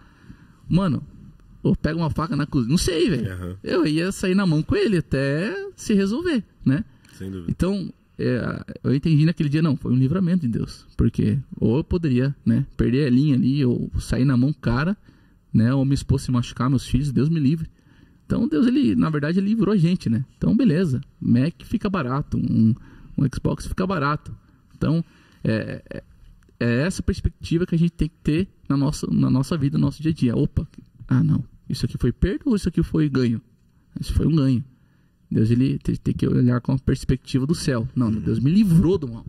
Deus, ele me livrou da mão do homem mau naquele dia, né? Nossa, eu sou muito grato a Deus. Não tenho nenhum problema em ter perdido o Mac e tal. A gente fala, às vezes, putz, o Mac faz falta, mas, cara, graças a Deus, velho, que foi só o Mac, né? Então, essa perspectiva, não é fácil isso, tá? Sim, exato. Isso, quando eu falo aqui, mas cara, então tem super poder. Pra ele foi, não, aconteceu um negócio e você trazer na tua mente tudo que você é, tudo que você acredita, tudo que você sabe. Não, opa, então vamos olhar essa situação da perspectiva do céu. Então é assim que tem que olhar. Então beleza, aí você intencionalmente você se coloca naquele lugar, e daí você entende, você olha e você avança. E a vida fica mais leve assim, né? Porque depois poderia, né, ficar lá me remoendo, né? Ter ficado mal, né, por causa do Mac. Cara, eu dormi aquela noite, o que eu senti foi uma opressão maligna, assim. Depois que esse cara entrou, né, já orei e repreendi, né? Mas não apego a material, isso a gente não ficou sofrendo por causa disso. Nossa, graças a Deus não. Então, a gente levou dessa forma. Então, esse é só um exemplo, né? Isso a gente deve aplicar na nossa vida como um todo, né? Porque daí fica melhor, cara, fica mais gostoso. Não é fácil, mas fica mais, sabe, fica mais palpável, assim, e você se preocupa menos, né? Não, e eu percebo claramente que essa é uma característica sua, da Louise, de que vocês conseguem ainda assim tirar o riso, fazer as pessoas rirem, viver de uma forma super leve, contar essa história de um jeito completamente cômico, né? E você fez todo mundo rir contando uma situação super, tipo, pesada, né? Né? Tipo, o cara invadiu minha casa e ele roubou o meu estrogonofe. Sacanagem, eu sempre lembro do estrogonofe, mais do que do Mac. O cara colocou tudo na mochila, bicho. Você tá assim na rua, caraca, eu vou chegar em casa, eu vou esquentar aquele estrogonofe, tá ligado? Não, pegou a carne in natura ainda, bicho. Pegou do congelador minha carne, velho. Carne cortadinha, na bandejinha lá. Sabe o que é da hora disso, cara? Sobre o que você falou, existe um esforço mental. Porque não é algo, talvez, não é algo natural sempre. Não é sempre que você vai passar por uma situação desconfortável e você naturalmente vai ser grato ou vai pegar pela perspectiva correta. Existe um esforço mental para você agir dessa maneira. E aí a gente tem um termo que você pode falar sobre isso, que é atitude mental positiva. Quando você consegue transitar pelos acontecimentos que acontecem na sua vida, porque você nunca vai ter controle 100% sobre aquilo que te acontece. Graças a Deus que eu não tenho, né? Não, com certeza. Não precisaria de Jesus. Exato. Mas, geralmente, você sempre tem um controle muito maior sobre como você vai reagir na ótica daquilo que acontece, sobre as coisas que acontecem com você. Então, é isso que é uma coisa importante que as pessoas têm que se atentar. Cara, se você não tem controle sobre isso, então não se preocupe quanto a isso. Mas use a sua energia, que é a única coisa talvez que você tenha, sua atitude mental, para somente gastar energia com aquilo que faz sentido, que você tem controle, que é a sua perspectiva. E a partir dessa perspectiva que isso vai impactar os novos comportamentos. A intencionalidade, ela tem um poder imenso. Porque, cara, você sendo intencional no seu trabalho, você tem resultado. Sim. Você sendo intencional no relacionamento com a tua esposa, você tem resultado. Entende? Não é algo... Sim. Beleza, pode ser até natural, mas quando você é intencional, eu acredito que tem muito mais valor. Porque você está fazendo, entendendo que isso precisa ser feito e que é bom. Daí eu vou tratar minha esposa assim todo dia, né? Eu vou amá-la, vou dar um mimo, porque é bom. É mais efetivo. É efetivo, traz resultado. Não, vou tratar do meu filho assim. Não, agora eu vou sair do celular, o que eu fico muito, e minha esposa pega no meu pé, e vou dar, né? Não, eu vou olhar nos olhos do meu filho, brincar com ele aqui, ó. 10 minutos sem parar, só dando atenção pra ele, intencionalmente. Porque daí, é nesses minutos que eu tô moldando o caráter dele. Sim. Ela me mandou, inclusive, uma postagem no Insta que existe sabe aquele gráfico de pizza, assim? Sim. A criança nos 3 anos, metade é pai e metade é outra parte lá, acho que é brincadeiras e tal. Pai e mãe, né? Metade. Isso aí vai diminuindo. Chega nos 12 anos, o pai, a fatia do pai e da mãe, ele é do mesmo tamanho do que da fatia do videogame, dos influencers, da escola, dos amigos, dos afazeres na igreja. E aí tu já perdeu, né? Se você não mudou o caráter dele até aí tu perdeu. Aí tu perdeu mesmo. Então, cara, isso é muito forte, velho. Isso é muito doido. Então, você tem a oportunidade de influenciar esse ser humaninho, né? O ser humaninho. Cara, nesse momento. Então, você precisa ser intencional. Eu preciso desligar a televisão, preciso sair do celular, preciso olhar, preciso brincar, falar com ele. E aí, né? E eu faço isso em casa, né? Eu tento melhorar sempre na medida do possível, né? Então, os resultados, eles são certos. Quando você você aciona princípios. Porque princípio é como se você fosse ligar uma luz, um interruptor. Se você clica no interruptor, o que acontece? Vai ligar a luz. É um princípio, não tem como. A não ser que a luz esteja queimada. Mas você entende? Quando você liga um princípio, algo acontece. Existe um princípio, por exemplo, de generosidade na Bíblia, que ela fala assim, acho que está lá em Salmos, que se a gente se a gente planta com lágrimas, é fato, é certeza que a gente colherá em júbilo, com júbilo. Ou seja, generosidade, ela é muito forte, porque quando você é generoso, no momento que você precisa, ou você está necessitado, mano, aí é generosidade. Porque você está doando com lágrimas, a Bíblia fala lá, com lágrimas, né? Só que é fato, é certo que você colherá com júbilo, com alegria. Esse é o princípio. É um princípio. Eu, por exemplo, fiz várias vezes isso. Quando eu também tô precisando, não tenho, o baita vai lá e faz alguma coisa, entendeu? Sim. E Deus, ele... Por isso que não é barganha com Deus. É só um princípio que ele criou. Cara, se você fizer isso, véio, não tem como dar errado. Entendeu? Vai voltar pra você. Só que é tudo intencional. É tudo um lugar que eu entro com a minha mente, com os princípios que eu sei, né? Do que Deus ele ensina pra nós, né? Exato. Isso, cara, que eu ia falar sobre isso, que o princípio, ele é uma verdade. Não é uma crença. Não. Uma crença é quando você, por exemplo, se você acredita muito nela, mas ela é uma crença, ela pode acontecer na sua vida. Mas ela não acontece 100% das vezes. Agora, um princípio, ele é irrefutável. Sim. Ele vai acontecer. E, Bruno, você... Todos colocarem em prática, inclusive. Isso. Por isso que a Bíblia fala também que o sol ele nasce sobre o ímpio e sobre o justo. Exato. Por isso que você vê tanto ímpio que é bem sucedido. Exato. Porque ele só o que ele fez, complementando, só terminando, ele acionou um princípio. Porque ele plantou certo, ele fez certinho, ele colhe certo. E aí não interessa se você acredita em Deus ou não. Não. Né? Não acredita em Deus ou não. Por quê? Porque é um princípio que está sobre a terra, está lançado. Tem um monte de ímpio generoso. Exato. E ele colhe a partir da generosidade. Tem um monte. E vários cristãos que não estão seguindo o princípio. Exato. O próprio Steve Jobs é um cara que todo ano ele doa toda a fortuna que ele tem e no ano seguinte ele tem o dobro. Não é o Steve Jobs, é o... Bill Gates? Bill Gates. Bill Gates. Então, pronto, né? E, cara, você já é pastor e pregador já faz alguns anos. Quanto tempo? Bom, ordenado pastor foi desde o ano passado, ano atrasado, né, se não me engano. Ano passado, mas você já pastoreava. Sim, já pastoreava. E pregar, a gente tá pregando, né? Aqui no púlpito é só a cereja do bolo, mas na mesa tá sempre falando, faz muitos anos já, né? E qual que foram os maiores aprendizados, tanto em acompanhamento com pessoas, quanto em cima do púlpito? Cara, acompanhar pessoas, o meu aprendizado é que o desafio é você lidar com a dor delas, assim, ter essa empatia, de entender o que elas estão passando, doar o tempo, respirar, né, falar, senta aí, vamos bater um papo, abrir a sua casa, né, deixar da sua família, e literalmente doar o seu tempo, doar tudo que você tem, as suas finanças, inclusive. Já dei emprego para pessoas na minha empresa, para ajudar elas. Né? Atualmente já fiz isso. Enfim, o desafio é você abraçar mesmo as pessoas. Assim, pô, eu quero ajudar ela. Quero pastorear, eu quero ajudar ela.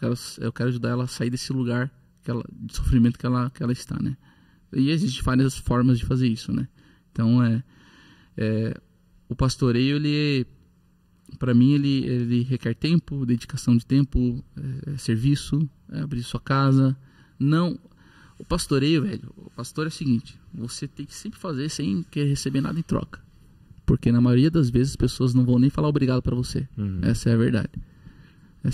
Então, você, como pastor, ter essa noção do pastoreio é essencial, porque você não tem que receber nada delas mesmo, né? E é muito doido, porque só dando um comentário quanto a isso, você só tem a possibilidade de se frustrar quando você coloca uma expectativa em cima. Enquanto você não tem expectativa de receber nada, de ver nada em troca, você não vai se frustrar. E daí a maior alegria minha como pastor é ver as pessoas tendo um relacionamento com Jesus, né? Por exemplo, um exemplo de um pastoreio, um casal estava praticamente quase se divorciando aí o Piá, eu ligo pro Piá, vamos conversar, né? Cara, meia hora de ligação ali, pô, salvou o casamento do cara. O cara pensou de outra forma, o cara já estava mais calmo, ficou mais calmo, falou, não, beleza, vamos avançar. Imagine, esse é o poder de um pastoreio, de você dar suporte, de você falar, cara, não, isso aqui, ó, tem isso, o casamento é isso aqui vai acontecer, só que você tem que atuar dessa forma e tal, olhar desse jeito. Pronto, imagine, cara, um casamento, uma criança com os pais de casa. É maravilhoso isso. Claro, foi Deus, né? Mas ele usa o nosso pastoreio dessa forma. Então, o pastoreio é algo excepcional, porque você literalmente salva vidas de desastres, né? Você quando uma pessoa quer ser pastoreada, ela vem perguntar, o que você acha aí dessa oportunidade que surgiu, vamos orar e tal, o que você acha, pastor? Não, pô, sinto que é de Deus aí, vamos, top, mano, avance e tal. Cara, legal pra caramba, velho, entendeu?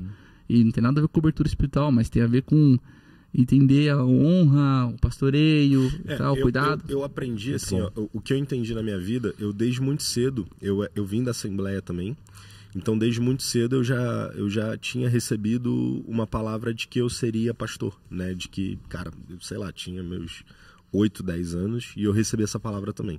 E na minha cabeça eu nunca me imaginei naquela posição porque eu olhava para aquilo que estava acontecendo ali na minha frente, né? Eu não sabia o que era pastoreio.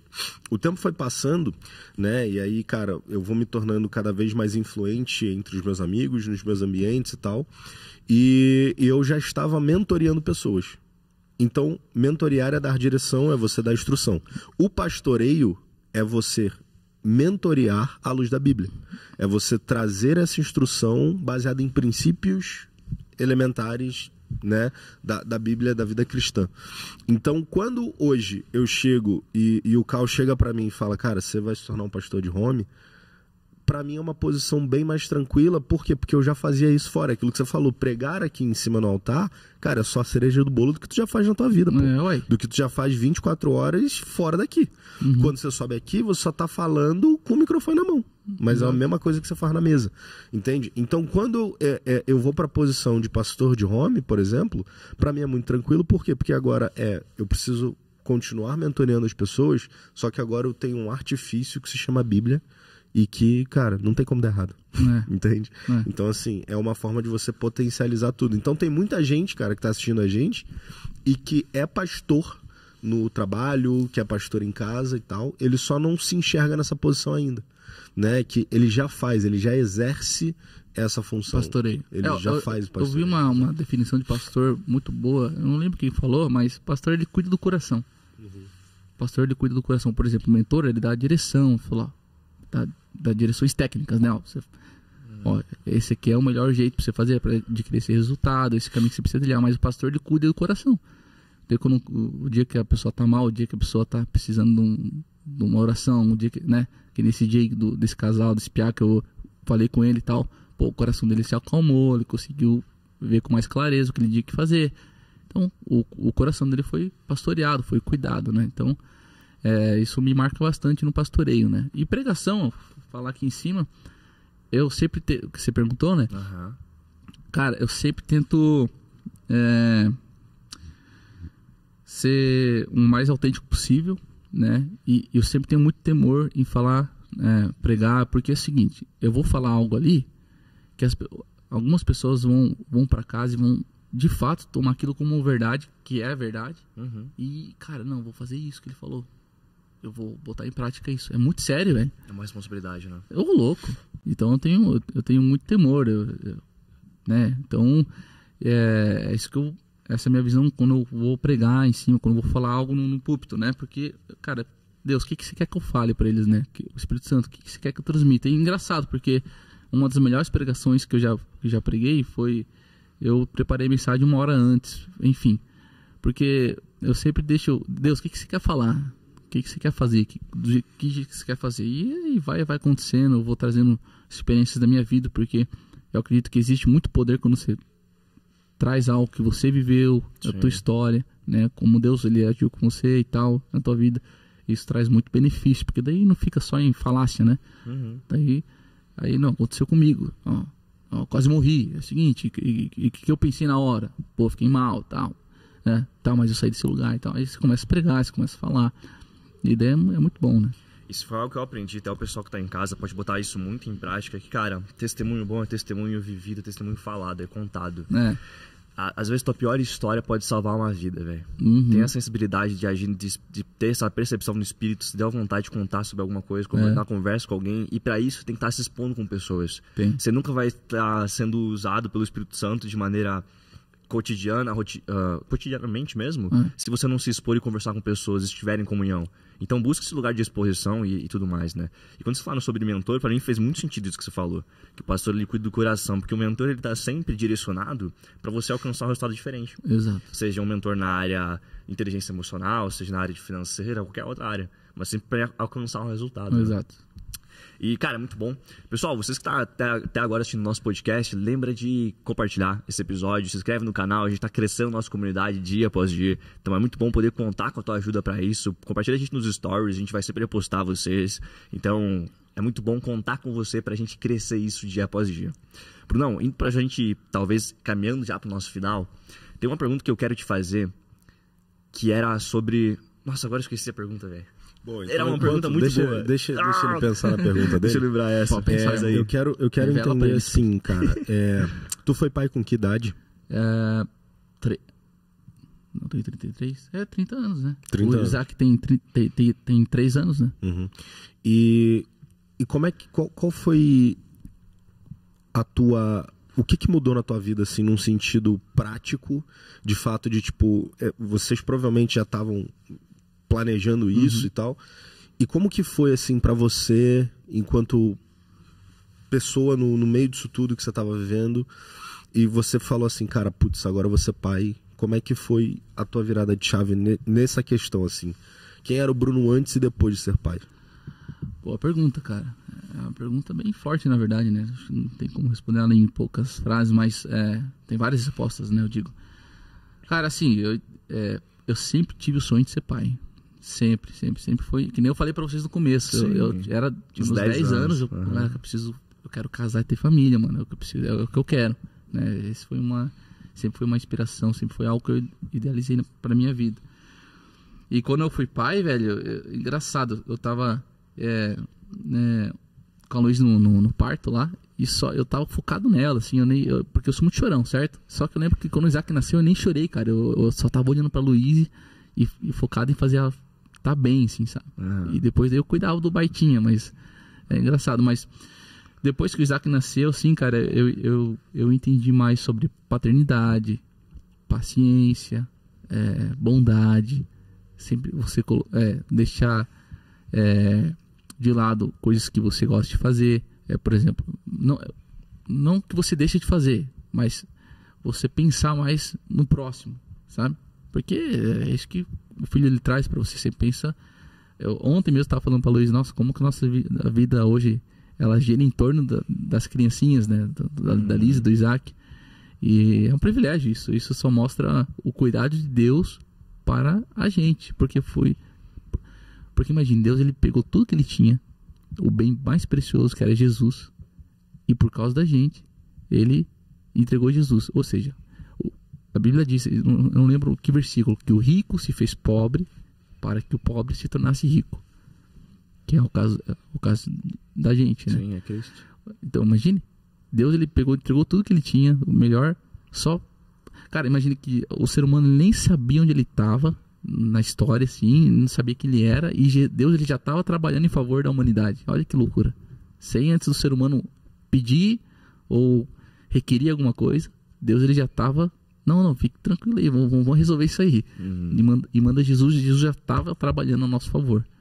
Isso é muito forte. Então, quando você tem filho, eu passei a entender mais sobre a paternidade, sobre como Deus olha a gente, sobre o cuidado dele conosco. Porque, cara, o Isaac ele não se preocupa, por exemplo, em o que ele vai comer no próximo dia. Ele só sabe que vai sentar na mesa e vai ter comidinha para ele. E é dessa forma que a Bíblia nos ensina a confiar em Deus, né? A gente fala, seja como as crianças, né? Deixa os pequenininhos vir até mim, porque eles vêm com sinceridade. Eles vêm. Sim. E esse é uma chave para nossa vida, porque a gente precisa diariamente entregar tudo para Deus e falar, não, amanhã eu não sei o que vai acontecer, mãe, mas eu sei que você vai ter comidinha na minha mesa, né? Tem alguém trabalhando para mim, tem alguém trabalhando por mim, na verdade, né? Que é Deus, né? É o Pai. E a nosso favor o tempo todo, né? Então, cara, quando o Isaac nasceu, foi paternidade, assim, uma paternidade que eu não imaginava. É muito bom você ter que viver em prol de um ser humaninho, ajudar ele, criar ele, colocar princípios dentro dele. Enfim, foi algo que mudou na minha cabeça, né? Então eu entendi que, bom, o Isaac nasceu, a gente precisa reavaliar algumas coisas, né? Coisas que quando você é solteiro, pai solteiro, bom, isso eu já não preciso mais fazer, tem que tomar já cuidado na minha fala, pô, tem que ser mais intencional na minha fala, tem que parar de ter esses vícios na fala, comportamento, então você vai, não, então quer dizer, Bruno, que você vai tá sendo uma maquiagem? Não, eu tô melhorando, eu tô me aprimorando pra que meu filho veja, não, pai, eu quero ser que nem o pai é assim, entendeu? Porque antes, ou se tinha motivos muito fracos, ou não tinha motivos pra agir de tal maneira. Mas um filho, ele te dá talvez o maior motivo pra você melhorar como pessoa. Né? Sim, com certeza. E qual conselho você daria, assim, pra um cara que vai ser pai aos 30? Daqui a 3 meses, 4. Cara, assim, o primeiro conselho, assim, ó, pra você também que tá ouvindo o podcast aí, e você talvez tenha medo até de ter família, não tenha medo, case, mas case assim, ó, mais adia o casamento. Antecipe, na verdade. Você tá pensando em casar daqui 2, case daqui 1 ano. Para você, Murilo, você está pensando em casar daqui 5, case daqui 2. A palavra de Deus já. Antecipe, velho. Quantos você tem? Eu tenho 22. Vixe. Mano, se eu pudesse ter casado antes, eu casaria. Nossa. Ter filho antes? Teria também. Com certeza. Case, não tenha medo, não tenha receio. Mas eu não tenho casa ainda, não tenho casa. Ih, velho. E eu tinha? Tinha nada, mano. Eu tava disposto a pagar um aluguel lá e isso aí, velho. E bola pra frente. Vamos lá, vamos vivendo. Imagine se... se esperar ficar perfeito a tua vida pra tu casar e tomar essa decisão, tu não vai fazer nunca, né? Não tem como. Você esperar ter algo pra fazer, não faz sentido. Porque a generosidade também é assim. Deus, quando eu tiver, eu vou... Não. O que você tem, você já pode fazer o que você tem. Sim. Faz com o pouco que você tem, ué. Então, não tenham medo, casem, façam famílias e tenham filhos. Filhos não muda a vida. Eu não vou mais viajar, eu não vou poder mais ir na academia, não vou poder mais jogar um FIFA. Mundo conta, né, mano? Nada a ver. O filho é maravilhoso. Claro que obviamente, você destina o teu tempo, as tuas horas ali para os teus filhos. Claro, é óbvio, afinal de contas, você está criando um ser humano, né? Sim. E você está moldando ele, é um privilégio. E o meu conselho é, façam filhos, velho. Não tenham medo de serem responsáveis por um filho. Deus, ele é um plano de Deus para o ser humano. Família, é maravilhoso, tem que ter mesmo. Isso é sucesso. Sucesso significa suceder, ter sucessão. Você quer ter sucesso na vida? Tenham filhos. E que eles possam suceder você, né? No que você representa para eles. E, cara, eu nunca me preocupei assim com eu não vou ter o que dá pro meu filho. Claro, a gente trabalha normal, você corre atrás do teu trampo, do teu corre normal. Isso você já faz, entendeu? Sim. Então, tudo o resto, Deus ele vai tá cuidando. Onde você não consegue mais atuar, Deus ele tá atuando já por você, entendeu? E é essa parada do controle que a gente já falou. Ainda bem que a gente não tem o controle de tudo, porque senão a gente ia dar tudo errado. A gente ia fazer do jeito que a gente quer e provavelmente ia dar tudo errado. Então, façam filhos, tenham famílias o quanto antes. Não tem por que ter medo e nem receio disso. Cara, e deixa rapidão eu compartilhar contigo uma parada assim, ó. Depois que o Paulo Borges veio aqui na igreja, né, e ele falou, cara, ansiedade é pecado. Ansiedade é pecado, assim. Eu sou um cara que, durante muito tempo, eu quis ter o controle da minha vida, né, e de estar controlando tudo, assim. E aí, teve um culto esses dias, assim, numa quarta-feira, que a gente sentou ali e eu tava, pensando em várias coisas, com a cabeça longe e tal. E aí, eu tava bastante ansioso, assim. Eu tava bastante ansioso com várias coisas que estavam acontecendo. Aí, tu tocou no meu ombro e falou assim, ei, fica calmo, relaxa, porque tu não tem como dar errado. Eu lembro disso aí nessa noite. Mano, aquele dia ali, tipo assim, eu ouvi aquilo, eu baixei a cabeça, eu comecei a chorar, eu falei, nossa, como eu sou incrédulo, saca? Tipo assim, nossa, mano, como eu sou, eu já aprendi, eu já sei que não dá, eu já sei que, cara, minha vida tá tudo certo, tá tudo encaminhada, e eu tô aqui duvidando, mano, duvidando do meu Deus, duvidando de mim, da minha capacidade, de tudo isso. E, cara, obrigado por esse dia, assim, porque Espírito Santo. Essa frase agora, tipo, no dia mal, ela vem pra mim E eu repito assim, mano, tu não tem como dar errado, Ele não tem mesmo. saca? Nenhum de nós. Tipo, O pô. Jesus não tem como. Nem bom. a morte, nem se morrer. Obrigado por bom, isso. cara. Lembrou da tua Espírito pergunta? Sim, lembrei. Mas antes de um comentário sobre isso. Então é pra fazer mesmo a pergunta. Mas você falou uma coisa muito importante sobre não esperar estar pronto, né? Eu acho que eu não sei se isso é um princípio, mas isso com certeza é um padrão que isso acontece muito. Quando você espera as coisas estarem prontas ou preparadas para você começar, provavelmente você começou muito tarde ou você não fez muitas coisas que você deveria ter feito. Agora, geralmente quando a gente tá andando, cara, primeiro você decide e depois as coisas Isso. acontecem. Quer ver, o casamento, isso muita gente pode falar. Talvez você também pode dizer. Quando você tá namorando e você, não, vamos noivar. Cara, acontece muita coisa depois de você noivar. Vários milagres. Você ganha Sim. máquina de lavar do tio lá do norte. Você ganha uma geladeira, não sei no que. Sim. Aí as coisas começam a acontecer. Mano, e eu adoro essas perguntas assim, ó. Todo mundo que fala que, tipo, vai casar ou tá pronto pra casar, eu falo pras pessoas, se prepara, porque você vai ver os milagres do casamento. Exato. E, mano, são inúmeros milagres, assim, ó. Financeiro, de Deus mudar o tempo. Cara, são então. várias coisas que acontecem. Da Exato. data que não existia, existe. Cara, Então, é o que muito me louco, faz, assim. então, a minha interpretação disso tudo é que, cara, se a gente dá o passo de fé, entendendo que a gente não sabe o que vai acontecer lá, aí as coisas, a revelação vem, os milagres vêm. Então você dá um passo de fé, Deus ele se revela nesse passo de fé seu, entendeu? Então, cara, acontece muita coisa. Meu, aparece casa lá num aluguel super viável pra você e tal. Total. Pronto, você se vê casado. Não, e Bruno, na boa, assim, ó, imagina que saco Exatamente. que seria a vida se tudo que você planejasse acontecesse de acordo com o planejado. Nossa, muito chato. A vida é ser um saco, sabe? Tá Tipo assim, vai acontecer isso, e aqui vai acontecer isso. Mano, tipo, pô, Graças na boa, a Deus né? Vai que- jogar videogame, então, pô. Se quer tudo Então. planejado, programa um jogo e joga. Joga. Existe uma interpretação que eu gosto muito, que é sempre você que vai decidir as coisas, tá? No fato de você tomar a decisão, porque Deus te deu essa, talvez, responsabilidade, ou te deu essa ação, assim. É você que decide, e nesse momento que você decide, você começa a encontrar os comos. É geralmente Deus que te mostra como você vai fazer aquelas coisas, então o Espírito Santo te dá revelações, ou você naturalmente vai conhecendo pessoas que te mostram um caminho de maneira mais assertiva. Só que o resultado, sempre quem dá a dádiva é Deus, cara. É a mesma coisa, por exemplo, de um relacionamento para você ter filho. É você que vai ter o relacionamento, mas quem vai gerar o filho, você tem controle. Como é que o filho vai nascer? Não. Como que ele vai nascer? É Deus. É Deus, cara. É Deus que entrega a dádiva. Exato. E essa interpretação te dá uma clareza muito grande de entender que você tem uma responsabilidade de fazer, tomar decisões e as coisas acontecerem, Exato. mas a glória é totalmente de Deus, porque sem Ele Exato. você não faria nada, irmão. Exato. Então você percebe que eu tenho que me movimentar, tipo, a um lugar. Não, vamos lá, se Deus falou que. Vamos lá, vai dar certo. Ah. Daí eu tenho meu filho, eu tenho minha filha. Né? Acontece as coisas. É muito doido. Imagine que Deus ele é uma torneira, né, da água assim, e tá saindo água o tempo todo. E essa água é milagre, provisão, ministério, tá tudo ali. E a gente é um copo, nossa vida. E a gente precisa só alinhar nosso copo. Percebe que, beleza, se eu deixar meu copo mais pro lado aqui, ó, a torneira tá vazando água ali, certo? Tá saindo água demais. Vai cair ali, vai respingar um pouco dentro do meu copo, se eu tiver um pouquinho ali do lado. Beleza, eu tô ali, eu tô molhando o bico ali, né, tá?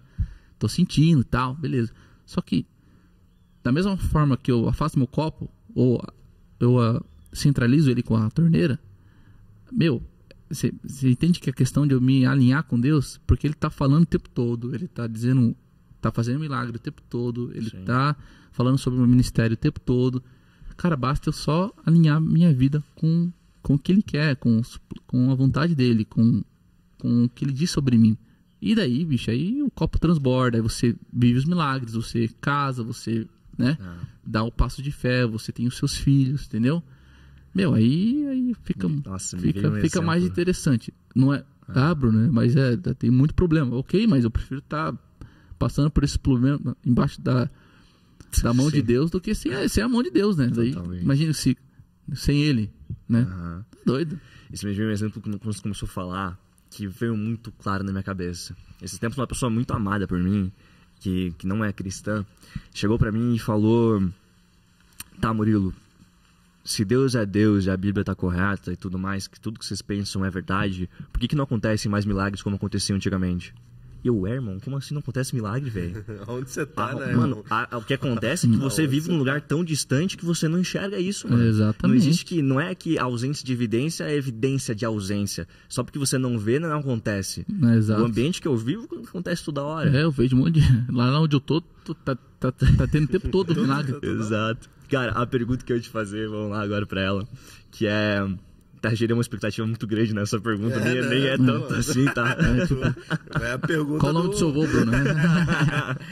Cara, mas assim, durante esse tempo, você tem um bom tempo de evangelho, assim, você cresceu em igrejas diferentes e tudo mais. Qual que foi, talvez, a ideia ou a crença mais difícil que você teve que se desapegar dela pra você ter um entendimento renovado sobre o evangelho, aquilo que você acredita hoje? Boa pergunta, cara. Obrigado, foi o Espírito Santo. Qual a coisa que eu tive que me desapegar? Tipo crença? Assim, uma crença mais difícil, talvez, que você acreditou durante muito tempo e você entendeu que lá era errado. Ou equivocado, sabe? Sim. Cara, uma pergunta, mas talvez o que me vem na minha mente aqui, o vitimismo, talvez a gente achar que a gente sempre é vítima das coisas, sabe? Das situações, da vida, e ficar se vitimizando. E é pecado também, porque, cara, como que você é vítima se é filho de Deus? Tem alguma coisa de vítima aí? Tem nada. E daí a gente fica se vitimizando, eu fico me vitimizando, e aí, cara, que é isso? Então você não acredita em mim, né? Não acredita em Deus, no caso, né? Então, esse é algo que eu tive que desapegar, se fazer de coitado, putz, é dramático, né? Aí se fala que eu sou dramático. Mas é engraçado, eles já dá risada, e eu sou mesmo, cara. Eu me pego sendo, velho. Falei, nossa, que ridículo, né? Coisas bobas, né? Mas ela dá risada, nossa, é dramático, hein, Bruno? Pelo amor de Deus, só faz troço, hein? Mas vitimismo, né? A gente fica, putz, cara, né? Eu sou um coitadinho, eu sou ninguém, putz, aí, poxa vida. Não é isso. Então, eu acho que isso eu tive que trabalhar muito e deixar de acreditar nisso, entender que a identidade, ela traz salvação, que é você é idem a alguém, né? Você é idem a Jesus Cristo, você é co-herdeiro com ele, você é irmão de Jesus, ele não é mais unigênito, ele é primogênito. Então a gente tá, entendeu? Tá no mesmo pacote ali, cara, Deus, a gente tem todas essas ferramentas celestiais, né? E Deus, ele nos adotou. Então eu tive que, talvez uma das crenças que eu tive que deixar de lado, né? Uma das, né? E quebrar isso e entender de uma vez por todas que não tem nada de vítima, não. Tem o caminho para trilhar, tem o que Deus, ele mostra para você fazer, e pau na máquina. Você também veio do ambiente, Bruno, que para ser quanto mais sofrendo o cristão tá, mais vivendo Deus ele tá. Mais perto do céu, mais tá. perto do céu tá. Tu veio desse ambiente também? Essa é religião, né? Porque quem vive isso é os caras lá os Amish. Os Amish, eles vivem assim. Eles tipo, por exemplo, os Amish é tipo um povo que eles vivem num século, sei lá, que século que eles vivem, usam a mesma roupa. Eles, por exemplo, eles acreditam que quanto mais sofrerem, mais perto do céu eles estão. Por exemplo, o Arno, ele faz uma viagem missionária lá para Bolívia, lá pro meio da Bolívia, onde tem uns menonitas, uns alemães, e eles são aceitos, assim. Eles só falam Plattdeutsch, que é um dialeto. E, cara, eles... Sabe, já viu aquelas imagens? Macacão, eles se vestem da mesma forma. E eles acreditam, assim, que quanto mais eles sofrerem, mais perto do paraíso eles estarão. Por exemplo, eles compram... Normalmente eles trabalham com colheita, com plantação. Eles tiram a mofada do trator para sentar direto no ferro. Mano, uma loucura, assim, né? Eles são bem viciados em bebida e tal. É doideira. Então ele vai lá, ele evangeliza esses menonitas lá. Não é menonita, eles são um povo que eles viraram eles fecharam tanto do mundo fora, assim, que eles viraram uma seita, assim, sabe? Eles não... Os donos lá, os anciões, eles não ensinam Jesus como tá na Bíblia. Eles não... A Bíblia que eles têm acesso lá é em alemão, só que eles não sabem ler alemão, só em Plattdeutsch, só quem fala. Nossa. Daí o cara que tá na igreja, ele fala em alemão. Entendeu? Daí eles não entendem nada. E daí, cara, eles vivem bem isso aí que você falou. Religião pura, assim, Só que daí eles têm um encontro com Jesus, eles tem os que saem da colônia, tem uma história bem doida, assim. Só que é muito louco, né, mano? Porque, cara, assim, ó, isso não tá distante. Você não precisa ir pra Bolívia pra encontrar esse é só um grau, né? Mas a gente pode trazer isso pra nossa sociedade, né? Eu vivi isso, mano, no Rio de Janeiro, sacou? Tipo assim. E o cara, ele não consegue contar uma história boa porque sendo feliz, porque não. Mas sabe o que é isso? Os caras acham que eles podem fazer alguma coisa pra alcançar. Comprar graça. Não tem como. Não tem como. Não tem nada que eu possa fazer de tão bom e nem que eu possa fazer eu sofrer de tão ruim que vai me deixar mais perto de Deus. Não tem como. Sim, exatamente. A graça não é uma meritocracia que se eu sofro demais eu tenho ela, ou se eu sou bom demais eu vou conseguir. Negativo. Eu não vou conseguir nenhum dos dois. Eu só consigo crendo, né? Entendendo que Jesus ele morreu, ressuscitou e agora tem esse presente que é a graça. E a graça ela tem o poder de transformar a nossa vida. É um poder transformacional. É isso. A graça ela se revela transformadora justamente para a gente ver uma vida piedosa, santa e agradável. Né? Exatamente. Tito fala sobre isso, exatamente. Na carta de Paulo. E, Brunão, a última pergunta, cara. Hoje, nossa, sempre quando eu puxo vou falar, minha última pergunta eu esqueço, cara, mas calma aí. Você precisa repor B12. Vou começar a acordar mais cedo, cara. Mas, lembrei. O que tá queimando no teu coração esses últimos dias, assim, que você pode finalizar, trazer uma mensagem para finalizar esse podcast, que tem queimado no teu coração nos últimos tempos, ou você tem vivido isso e transformado a tua vida? Cara, o que tem queimado no meu coração ultimamente é sobre a parada de ser intencional mesmo. De ser assim, ó, hello, bem-vindo à vida adulta, você vai fazer um monte de coisa que você não quer, mas você precisa fazer, e não por causa de você, por causa dos outros. Então, cara, isso tá cada vez mais assim, eu entendo isso, né? Muito bom. Então, de fato, é sobre o outro mesmo, é sobre as pessoas ao seu redor, sabe? Sobre sua esposa, sobre seus filhos. É você renunciando coisa que, cara, deixa isso aí de lado, você tá fazendo para você. Experimente fazer para os outros, experimente servir os outros com genuinidade, né? Genuinidade. Isso. Sendo genuíno. Isso, sendo genuíno. Aí é muito doido. Então é isso que tem queimado no meu coração. Eu tenho tomado decisões hoje na minha vida, sendo um homem, sendo íntegro. Não, vou fazer isso porque eu dei minha palavra, porque eu preciso fazer isso. Sim. Mesmo que eu não queira, mas eu entendendo que não, Deus, é isso que você quer, eu vou fazer. Mesmo não me sentindo capaz, eu vou fazer, eu vou avançar. E é isso que tem queimado no meu coração ultimamente. Então, e outra, tô fazendo muita coisa e tô assim fazendo com pensamento assim, Deus, eu tô fazendo o que tá ao meu alcance. Eu não vou mais me preocupar, velho. Eu não vou mais tomar a minha mente a preocupação de, putz, eu preciso prover. Não, o homem não é o provedor do celular. Sabia que o homem não é o provedor do lar? É Jesus. O homem ele é usado, mas eu não sou o provedor. Isso não é bíblico, né? Quem é o provedor do meu lar é Jesus. Eu faço o que está ao meu alcance, óbvio. Não seja vagabundo, né? Vai trabalhar, vai fazer o que tem que fazer, o que está ao seu alcance, o que Deus deu na tua mão fazer. Mas você não provê nada. Quem vai prover é Deus. Deuteronômio 8:11, se eu não me engano. Cara, tem uma passagem que fala exatamente sobre isso, assim. Não acredite que foi pela força do teu braço. Nem vai ser nunca. É muito doido. Bom, a gente já falou bastante sobre isso, né? Sobre a gente tentar fazer alguma coisa e tal. Então, tenho entrado bastante nesse pensamento, né?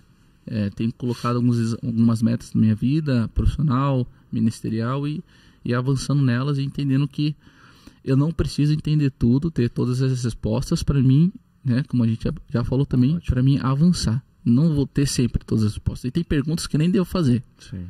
Eu só devo avançar no que Deus enviar para mim fazer, né? Então, é isso que tem queimado bastante no meu coração. É dar aquele passo mesmo no escuro, né?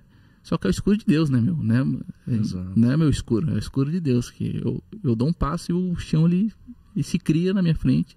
E eu piso em um lugar sólido, num lugar sem fundamento. Você não está caminhando com um desconhecido? Não. De fato, não estou mesmo.